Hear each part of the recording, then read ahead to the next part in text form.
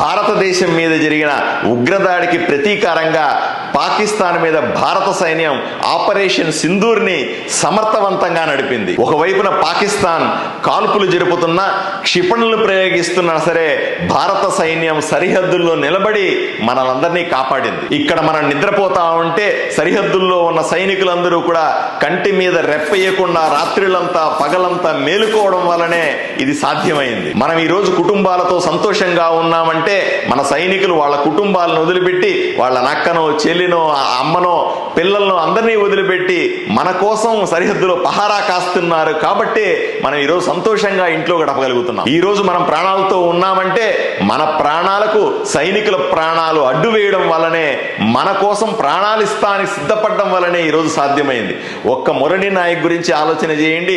మన అనంతపూర్ జిల్లా వాసి తన కోసం కాకుండా మనందరి కోసం, ఈ దేశం కోసం ప్రాణాలను వదిలినటువంటి వ్యక్తికి మనం ఏమిచ్చి రుణం తీర్చుకోగలం? అందుకే మన ప్రియతమ ప్రధాని నరేంద్ర మోదీ పిలుపు మేరకు సైనికులకు ఆత్మస్థైర్యాన్ని నింపి మీతో పాటు మేమున్నామని చెప్పే విధంగా తిరంగా ర్యాలీ జరుపుతా ఉన్నాం. 18వ తారీఖున ఆదోనిలోని మున్సిపల్ గ్రౌండ్ నుంచి 2 కిలోమీటర్ల పాటు ఈ తిరంగా ర్యాలీ జరుపుతా ఉన్నాం. పొద్దున్న 10:30కు దేశభక్తిని గుండెల్లో నింపుకొని చేతిలో త్రివర్ణ పతాకాన్ని పెట్టుకొని భారత్ మాతాకు జై అని, వందే మాతరమని ఆదోని ప్రజలందరూ కదం తొక్కితే ఇది చెప్పేది మనకు కాదు, సైనికులకు మేమున్నామని చెప్పే ఒక నినాదంగా మారాలని నేను కోరుకుంటా ఉన్నా. దేశభక్తికి కులం లేదు, మతం లేదు, పార్టీలు లేవు.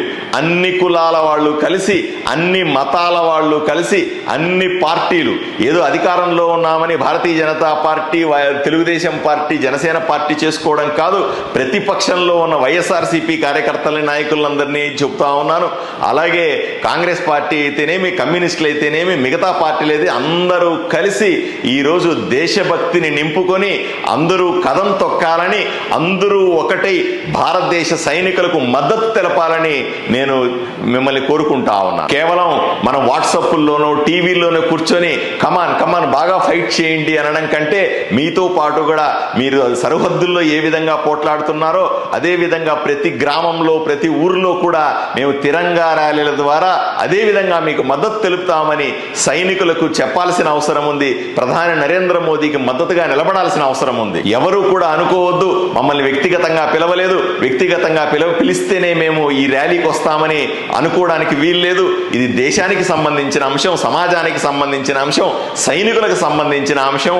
నేను అందువల్ల అందరినీ పిలవడం, అందరికీ వ్యక్తిగతంగా కలవడం సాధ్యం కాలేదు కాబట్టి నేను ఈ వీడియో ద్వారా మిమ్మల్ని అందరినీ ఆహ్వానిస్తా ఉన్నారు. అందరూ కలిసి రావాల్సిందిగా 18వ తారీఖున పొద్దున 10:30కి మున్సిపల్ గ్రౌండ్స్కు అందరూ చేరుకోవాల్సిందిగా ప్రతి ఒక్కరిని కూడా, యువకులనైతేనేమి, విద్యార్థులనైతేనేమి, వ్యాపారస్తులనైతేనేమి, ఆడ మగ తేడా లేకుండా అందరూ కూడా వచ్చి ఈ కార్యక్రమాన్ని విజయవంతం చేయాల్సిందిగా కోరుకుంటా ఉన్నాను.